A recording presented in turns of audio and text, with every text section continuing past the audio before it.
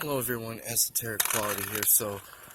It is White Cane Safety Day, October 15th, and I'm walking out with my cane, and I'm just heading up the way here. Um, so White Cane Safety Day is important because blind people didn't always have white canes, and we didn't always have the rights that we enjoy today. And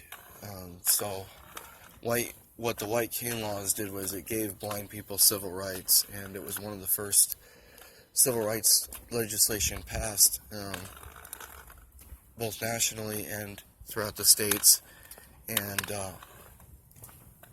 so white cane safety also came into play in terms of pedestrians, and so that drivers would know to yield to someone with a white cane.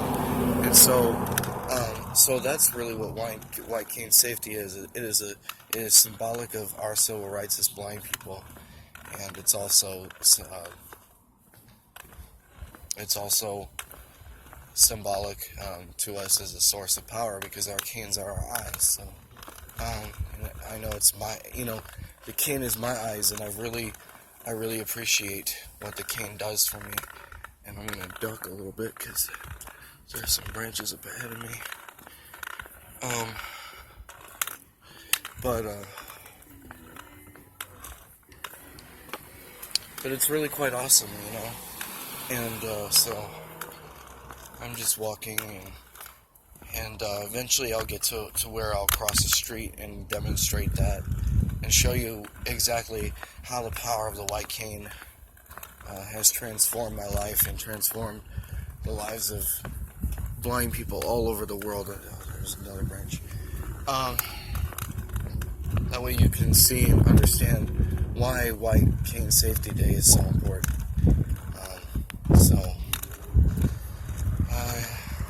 I hope everyone's having a good weekend. I know it's been a nice and chill weekend to just kind of relax and recuperate after performing, and so it's really been quite awesome. And it's good to reflect and to celebrate days like today, because of the White Cane Safety Day.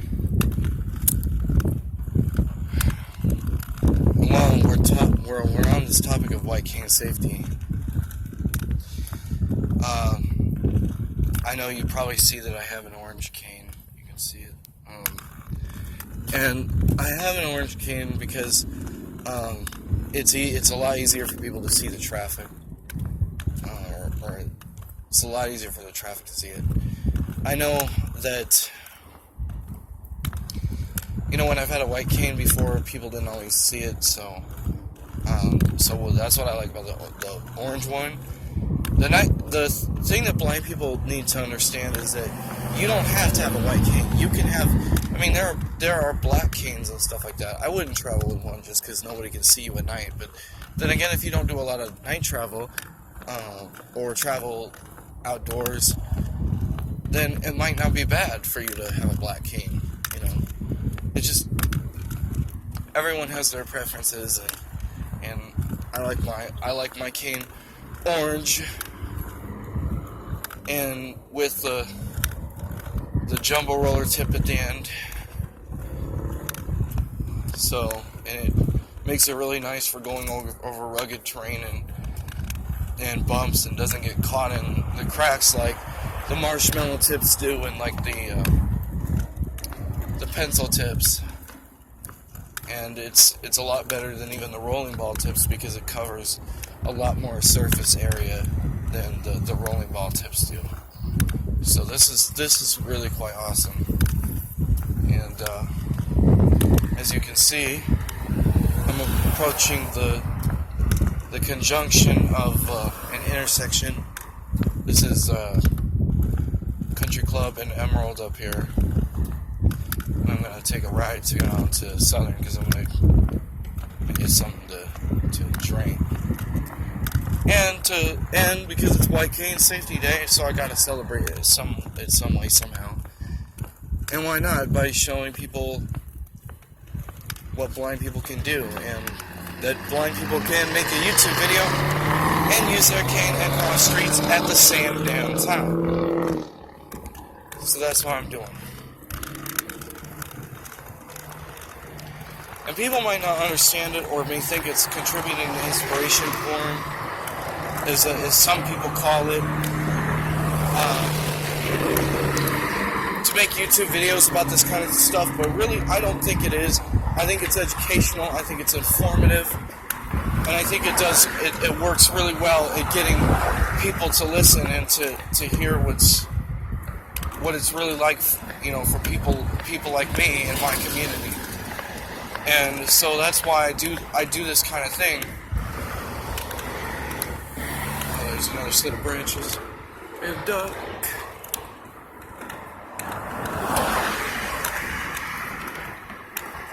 And the other thing too with some of these intersections is, and what's great about the cane is that sometimes they curve, or sometimes there's potholes and stuff, or just issues with the whether it's sidewalk or street or whatever. The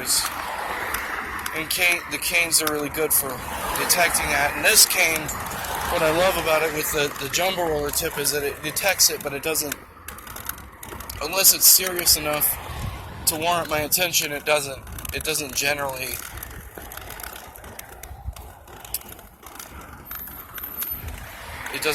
stick. So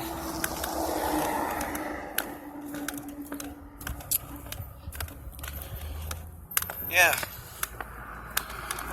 White Cane Safety Day, everyone. And Eisenhower was the first president to recognize and designate White Cane Safety Day with the passage of the White Cane Law. So, and it was passed because a lot of the veterans from World War II had come back, and they were blind, and so consequently, it was really the start of the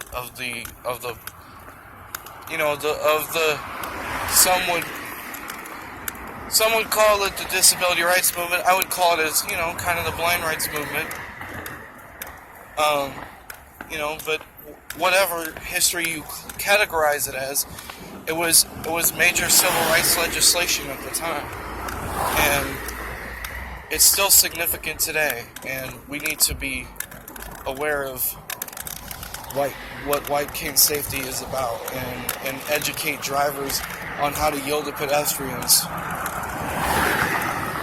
Now, I wrote an article about this very subject prior to doing this video, and the article that I wrote was called "Essay: How Drivers Can Help Those of Us Walking Blind."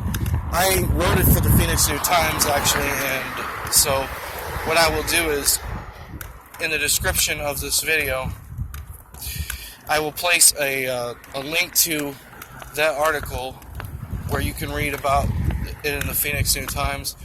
And in that, I also talk about my experiences being hit by a motorist, and nearly hit by a motorist on countless times since that occurrence. So, again, an important article to read. Another important article to read that I wrote on this subject is one that I wrote on Medium and published it in Medium. And thank you, politics.com, for publishing that piece. The piece is entitled, "Trump Has Declared War Against Blind People." Now, what I'm talking about in that particular piece is that Trump is looking at eliminating the noise rules regarding electric cars and hybrid cars.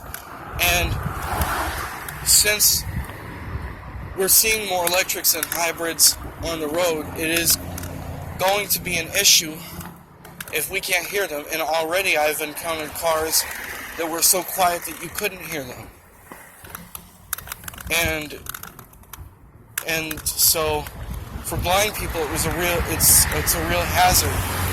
And so it's my hope that by educating people about this and the NHTSA rules that were supposed to go into effect, that we can also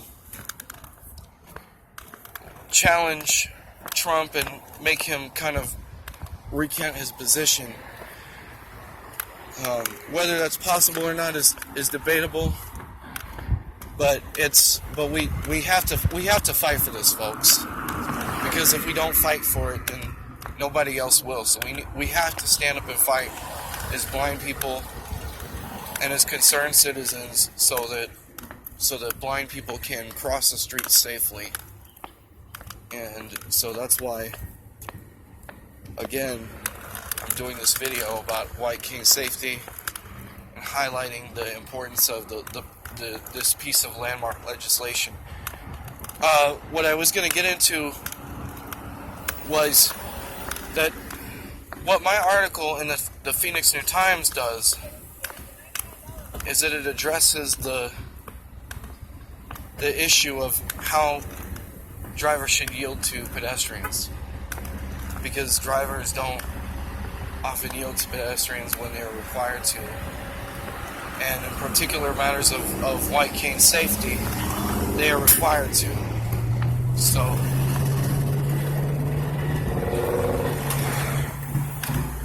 now I'm going to cross the street here for a second.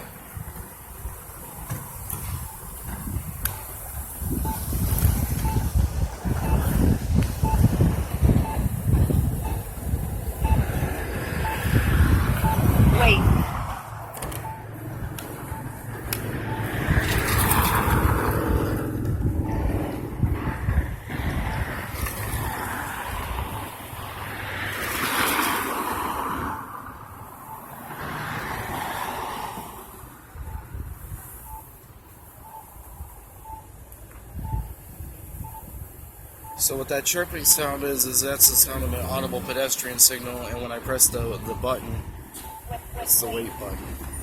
So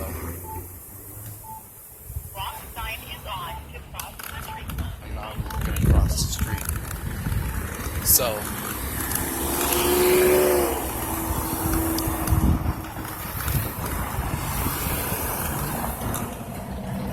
again, that's what my article's about, is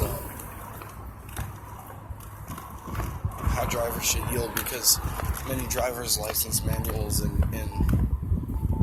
various states don't give drivers the necessary and pertinent information so that they can know how to yield to pedestrians. Wait. So I encourage you, if you are a driver, to go and read that article. Again, it'll be posted in the description. And I'm going to close out this video after I cross the street, after I cross Southern.